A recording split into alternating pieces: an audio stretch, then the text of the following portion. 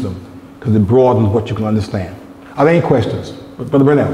Yes, I was going to say, I bought it yesterday. Time magazine has got something about Darwin. I just got it last time to get a chance. Okay, the new Time magazine. Yes. Okay, for those who are on the web, that'll be up on the web probably in about 4 or 5 days. But when things like that come out, I buy a hard copy and preserve it because I have known of things to change. You cannot always count that things are going to be available. I've put together a little treasure trove of stuff that I'm saving to give to my grandbabies. Watch particularly during the Christmas holidays and particularly during Easter. For the last 10 or 15 years, Easter time, all 3 national magazines, Time, Newsweek, U.S. News and World Reports, has had major articles beginning to debunk the whole Christ myth. And these articles are not written by atheists. They're written by some of the leading European theologians. I saw a play on Broadway a number of years ago. James Earl Jones was in this, Cicely Tyson, Rosalind Cash, I think. A whole lot of black folks became famous thereafter, called The Blacks by Genet. Anybody ever hear about the play called The Blacks? Anyway, to give a very short synopsis. You're sitting in the theater, watching this play. Some of the black folks have black masks. Some hold up white masks. And they're going through some confusion between the two of them. It's not really clear what's going on. You're kind of like in the dark. Every now and then a character runs on stage from off stage and whispers to the people on stage. Then they go on whatever they're doing. You're sitting there confused. Toward the end, you come to understand that the actions going on behind the curtain, that what's going on in front of the curtain is just there for the benefit of entertaining you and keeping you busy, so you don't get involved in what's really going on. A lot of societies like that. We're kept busy a lot of the time with stuff that does not make much sense, when the battle is really someplace else. Europeans recognize that the Christ story, as in its present form, the 2,000-year-old story, doesn't really make much sense anymore. They're trying to find a way to move to something else. And as they move toward a more scientific presentation of the same old white supremacy, they have to, at the same time, have to begin to debunk the old mythology. Now that's causing the fundamentalist Christians a whole lot of grief, because they hold on to the old mythology. They ain't up to par recognizing that there's a change going on. And if they went along with it, in the long run, it'd be in their benefit. But they still hold on to the old mythology, and they want to do things the old way. And that's caused a lot of tension in white society. Most of the time, we miss that, because we don't focus on what white people are doing. We don't study them the way they study everybody else. If you go to Howard University and look black people up in the library, virtually all the books in the library are written by Jews. Herskovitz, Leskovitz, all Jewish surnames. Why? Because when Jews came to this country during the Second World War, they were discriminated against by average universities. The one place they could go was to the black universities, because we don't discriminate against anybody. Once they got to the black universities, they built the schools of social work. That was an area we had lacked in America. They built it, they used the psychology, psychiatry. They built the schools of social work, like as the Howard University School of Social Work. They started writing books studying black people. And their terminology, they used their terminology to describe our experience.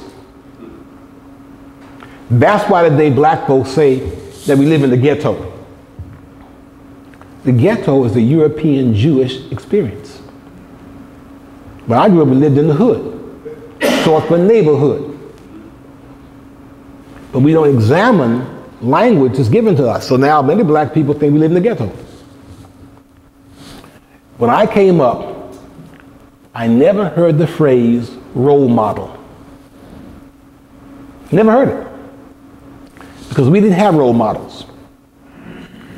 In black society, when I came up, I'm 60 years old now, when I was 10, 11, 12, 13, 20, there was a common standard of decency in the black community. Everybody knew what it was. Everybody knew what it was to the point that if I acted up down the street, Miss Jones knew the standard and knew I was not living up to the standard, could correct me on the spot. Now, we always do with people who live below the standard, low life, hoods and whatnot. But everybody knew they were below the standard, because everybody knew what the standard was. Now, if you were a community star, let's say somebody like a Michael Jordan, and you fell below the standard, you knew exactly what you had to do to get back to standard. It was a commonly accepted standard, a group standard. Once integration came along and we moved over to the European way of doing things, we adopted their particular way of looking at culture, which is an individualized way of looking at culture, not a group way. So they said you need to have an individual that you model yourself after. The individual is called a role model. And here's the problem. If Michael Jordan and Magic Johnson and Michael Jackson were my role models, I may be messed up now. Because Michael Jordan was accused of adultery. I don't know if he did it or not, but he was accused of it. And gambling. And gambling. The gambling is not considered to be a vice in this country. Okay. We got states built upon gambling. Michael Jackson was accused of touching little boys. And recently he was accused of being anti-Semitic because he said apparently he left some message on somebody's phone about Jews. and he cut it right. They had to get some of them advertised. Yeah, we used the word kike in the record, and they recut it. The point is, if I have an individual as my standard, and he messes up, not only is he messed up, I'm messed up. If he doesn't recognize as a common accepted standard among black people, because we no longer have one, as we used to have one, then he has no way to get back to get right. And if he was my role model, I got no way to get right till he gets right. The reason Europeans said we needed a role model, because first of all, they didn't recognize we had a common standard. That was not their methodology. And once they sold us on role model, now black speakers go all across the country talking about we need role models, we need role models, we need role models. Never recognizing that's a new concept and a foreign concept to the basis of the way we used to think and the way we used to act. So, that's going on a tangent. But as you go through your life, listen to what's said around you and get to the place where you can start writing these things down and asking yourself, what does this really mean? Is this something I want to teach to myself, teach to my children, have my family influenced by, or is it something I need to now organize a position against to explain to people why it's not for us and what way would be better for us as a people? My brother Bernard, I see your hand a little while ago, I'm sorry. It's gone now, I'm sorry. I was on the road. Okay, at this point, I'm going to move now to show you a DVD. It's called Darwin's Dangerous Idea. It talks about how Charles Darwin discovered what the actual pattern of life building is on the planet, and the things he had to be in opposition to, things that opposed him as he began to spread the knowledge of the people. Either during the film or afterwards. If you want to get some DVDs from me, please feel free. During that time also, you can see Brother Irving to get the DVDs of the last class session that he's produced. And I'll ask Brother Kaba if he would collect our donation sometime during that time. Yes, sir, Brother Sam. So you had something on Native American last class. You're going to show us? Yes, I've been in the process of transcribing from VHS tapes to DVD the entire series, 500 Nations. It's a very fascinating program. It was done by Kevin Costner. England. I thought that they were brilliant people to come over here all of a sudden, conceptualize a whole new way of life. I held them in high esteem. Now I come to find out, at 60 years of life, there's this group of Native Americans called the Haudenosaunee. How you spell that?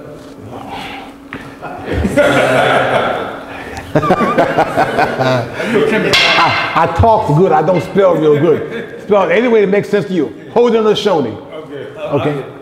Now, not only did Ben Franklin go and meet with these folks and study them, but now I've come to find out that when the founding fathers were writing the Constitution, the Haudenosaunee were being housed in Independence Hall on the top floor. The Haudenosaunee, the Native Americans from whom we got the system, they were actually on the spot teaching the founding fathers what to do. Now, of course, the founding fathers, very shortly thereafter, paid them back. Excuse me, Doctor. I killed them. Give a little bit of that information like that. Sir? Why can't we get a little bit of that information like that? I'm going to show 500 Nations right here in class when we get to it. You know, I'm moving real slow. I know I'll move faster. I want to lay the basis with evolution. I'm also going to slow down and start talking about Native Americans because that bears more going into. But I've got 600-700 videotapes, tapes I've collected over the last 20 years. I'm in the process now of transcribing those things onto DVD so they can be shared with you. You know, I've got probably 8,000 audio tapes. I'm the one that has the Kathy Hughes WL library. At a certain point, I found out they were throwing tapes out. So I told them, look, save they're storing boxes 100. Save the boxes under the table for me. I'll come every 3 months and get them. Didn't please my wife very much in the basement, but I got about 8,000 tapes. I interviewed the people who are no longer here. And historical things that have now been merged into some other kind of attitude, you know. But I can go back and show what actually took place. Because I've got the people's voices on the tape speaking themselves, you know. I'm extremely excited about what I'm doing now because I didn't know for most of my life why I was saving this stuff. And now I know. Now we have the means for me to share it to people around the world. You know, there's a phrase by Walt Whitman, come along with me, the best is yet to be. The last, which the first was made. That's how I feel, you know. This is going to be a wonderful journey. And once again, I'm not doing this like Preacher Jones. I ain't trying to impress you. I want you to seize the information, begin delving into it yourself, and begin sharing it with other people in very subtle ways. Sometimes just a question. You know, I plan to ask my granddaughter, who's about 10 years old. She's very bright. I'll see her at Christmas time. I'm just going to happen to drop at some point that, you know, I heard there were some Indians called the Haudenosaunees who were the ones who gave this government the basis that we now use. I probably won't say it more than 2 or 3 times. She's going to go look it up. And once I know her, once she knows it, she's going to tell everybody. Which means that very soon, she's going to be in trouble in school. Why? Because she's going to be saying something that the teacher don't know about how this government got started.